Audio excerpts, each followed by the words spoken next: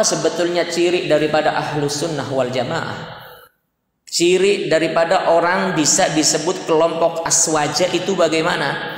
Ciri yang pertama, seseorang disebut sebagai ahlus sunnah wal jamaah ketika ia benar-benar berpegang teguh dengan Al-Quran dan sunnah-sunnah Rasulullah Muhammad Sallallahu Alaihi Wasallam. Itu ciri yang pertama. Makanya Rasulullah pernah menyampaikan, taraktu fikum amrayni ma in tamassaktum bihima lan tadillu abadan. Telah aku tinggalkan dua perkara yang apabila kalian berpegang teguh dengan keduanya, kalian tidak akan pernah tersesat selama-lamanya. Kalian tidak akan pernah menyesal selama-lamanya. Apa dua perkara yang ditinggalkan oleh Rasulullah itu? Kitaballahi wa sunnata rasulih. Kitab Allah Al-Quran dan sunnah-sunnah Rasulullah Muhammad Sallallahu Alaihi Wasallam. Kita berpegang teguh dengan Al-Quran, kita berpegang teguh dengan sunnah-sunnah Nabiullah Muhammad Sallallahu Alaihi Wasallam. Itu ciri pertama seseorang disebut sebagai ahlus sunnah wal jamaah. Maksudnya apa kita berpegang teguh dengan Al-Quran, berpegang teguh dengan sunnah-sunnah Rasulullah? Maksudnya kita menyetandarkan kehidupan kita dengan Al-Quran. Apa yang diharamkan oleh Al-Quran kita mengharamkannya. Apa yang diwajibkan di dalam Al-Quran kita harus melakukannya. Itulah berpegang teguh dengan Al-Quran dan sunnah-sunnah Nabi Muhammad Sallallahu Alaihi Wasallam.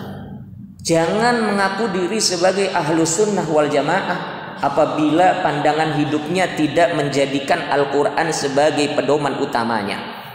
Ketika Al-Quran mengharamkan sesuatu, justru dia menghalalkannya. Contoh, Al-Quranul Karim sebagaimana termaktub di dalam Quran surah Al-Maidah dijelaskan, kita diharamkan menjadikan orang kafir sebagai pemimpin. Ya ayyuhalladzina amanu la tattakhidul kafirina awliya'a min dunil mu'minin. Wahai orang-orang yang beriman, jangan kalian jadikan orang-orang kafir sebagai pemimpin kalian dengan kalian mengesampingkan orang-orang yang beriman.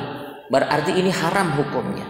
Makanya di dalam kaidah usul fiqh dikatakan al aslu fin nahyi li tahrim haqiqah. Hukum asal ketika Allah melarang sesuatu itu pada hakikatnya Allah mengharamkan sesuatu itu. Allah mengharamkan orang-orang yang beriman menjadikan orang kafir sebagai pemimpin. Ternyata kemudian ada orang yang mengaku diri sebagai orang yang beriman, ia tidak mau mengharamkan apa yang Allah haramkan. Ia katakan enggak apa-apa kafir juga yang penting baik. Enggak apa-apa kafir juga yang penting kinerjanya bagus. Berarti dia tidak mengharamkan apa yang Allah haramkan. Ia justru menghalalkan apa yang Allah haramkan. Mohon maaf lahir dan batin, walaupun dia merupus mengaku diri sebagai aswaja, mengaku diri sebagai ahlus sunnah wal jamaah, pada hakikatnya dia bukan ahlus sunnah wal jamaah. Kenapa? Karena dia tidak menjadikan Al-Quranul Karim sebagai pedoman utama dalam kehidupannya. Itu yang pertama, ciri daripada ahlus sunnah wal jamaah. Yang kedua, ciri daripada ahlus sunnah wal jamaah adalah ia tidak mudah mengkafirkan saudaranya, tidak mudah menuduh sesat saudaranya yang seagama. Kalau ada orang mengaku diri sebagai ahlus sunnah wal jamaah, tapi dengan mudahnya ia menyesatkan saudaranya yang berbeda kelompok, bahkan mengkafirkan saudaranya yang berbeda organisasi, berbeda jamaah, maka pada hakikatnya dia bukan ahlus sunnah wal jamaah. Kalau mengaku diri sebagai ahlus sunnah wal jamaah, tapi dengan begitu mudahnya dia mengkafirkan kelompok lain, menyesatkan jamaah lain, lalu apa bedanya dengan Khawarij? Lalu apa bedanya dengan Mu'tazilah? Selama ini yang dikenal gampang mengkafirkan kelompok lain, menyesatkan kelompok lain itu orang-orang Khawarij, termasuk juga orang-orang Mu'tazilah, orang-orang Murji'ah.